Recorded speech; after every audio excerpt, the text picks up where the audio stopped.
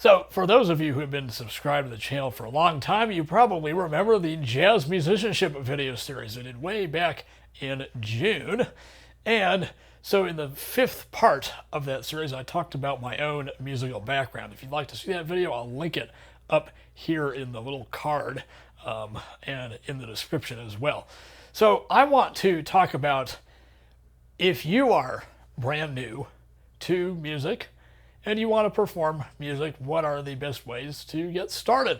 And I think that's a question that a lot of people have talked about. I've seen lots of videos about it and all that, but I wanted to just give my own perspective, and I hope this perspective and advice helps you. Now, you know, when I make a video about the best strategies to learn X, Y, and Z, I always say the first thing is to think about your own personal objectives and goals and your own personal situation.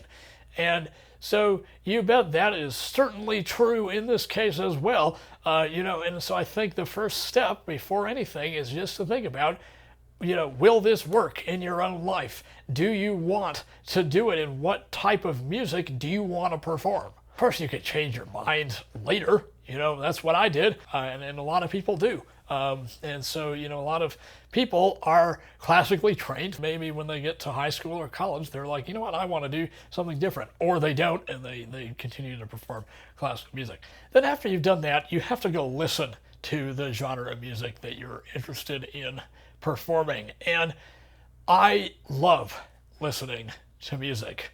Listening to music is so important. And that's what all of my free time is filled with. Sometimes if I have, a weekend where I'm not doing anything, that whole weekend is spent listening to music. Then I think the next thing is, even if you already know how to play jazz, or if you already know how to play classical, then, keep working on it. And keep, take the skills that all the knowledge and all the stuff that you're gaining from listening to music, just listening, and apply it on your own instrument. And so that's the next step in this game, is to do that. And I think once you have a solid foundation in terms of, I know a few jazz standards, and I know, or I know some songs, if you're a songwriter or a rock person, or whatever it is, that you've got a foundation. Then you can start to, go out and perform. And I think a lot of people make this step way more complicated than it needs to be.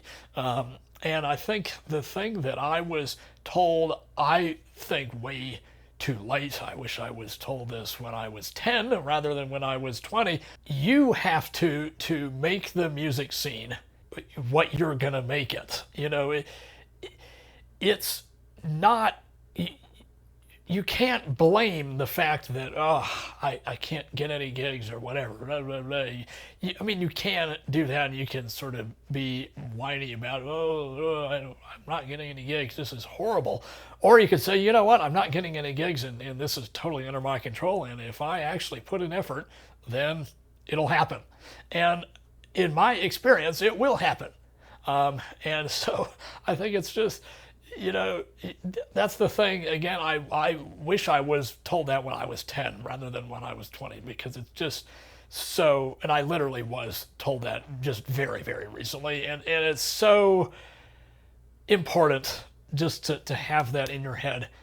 The music scene, nobody is in control of your own involvement in the music scene. That is on you. That is totally your responsibility. I think the next step is to actually go and play somewhere, even if it's not your gig, even if it's just a jam session, because I think jam sessions are perfect opportunities to sort of get out there, because you're meeting all these, great musicians. At least I hope they're great. If they're, if they're in the house band, then they probably are. Then, that's, you can just say, you know what, if you got any upcoming shows, please let me know if you'd like me to play, or however you want to say it. That's typically what I always do. and especially if they really like what you're doing, if the house band really likes how you're playing, then they may call you for a gig, or eventually, if you've been going to that jam session pretty consistently, they may hire you for the house band. And actually, there are about 5 or 6 jam sessions that go on pretty regularly here in this town, and I have played in the house band for every single one. How have I done that? Because I either show up to the jam session very regularly. I did that in the case of 2 of them. When I was in high school, I would go every single week with no interruption. Or it's that I know the guys who host it, and they're like, hey, you want to come play in the house band? And so that's how that works in my experience. So, those things will come. But I think, that it's just all about networking. And I think that's the thing that applies to every single job out there. It's all about who you know.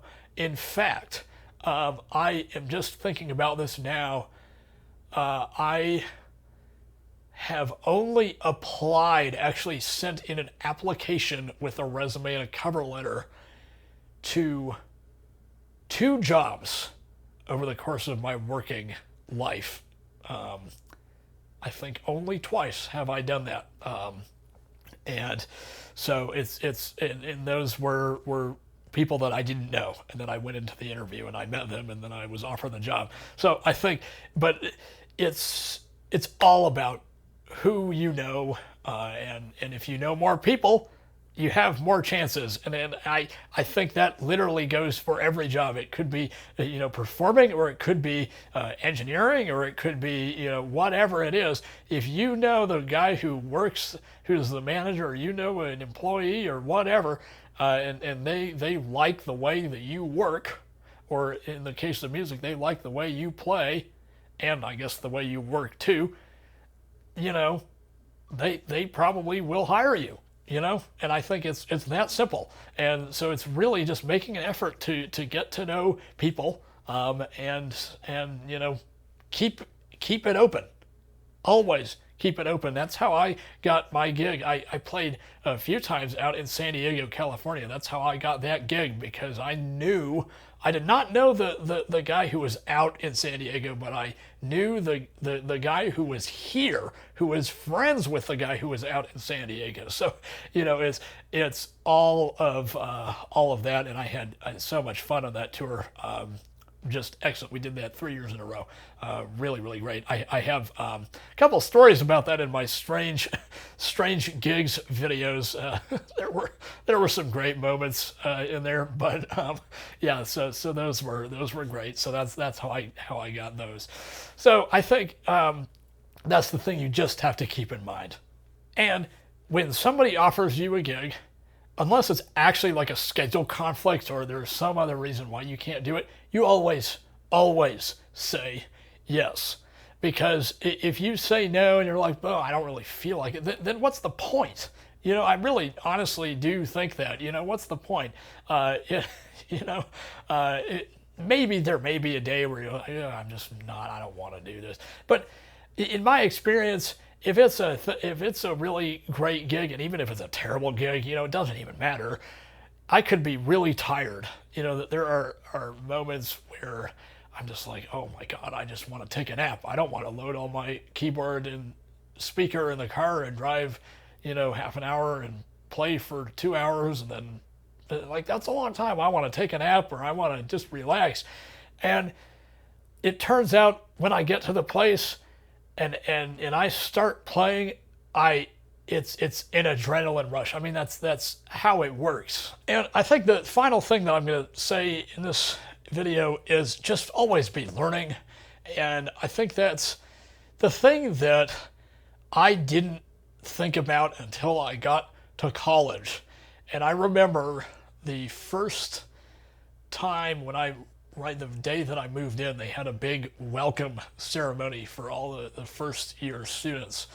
And the president spoke, and it was a huge event. They packed the chapel with 2,000 people, and I remember the president said, she read the college mission statement, and in there was lifelong learning.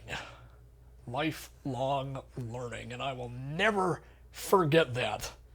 And that particular moment when she mentioned lifelong learning was just like, you know what?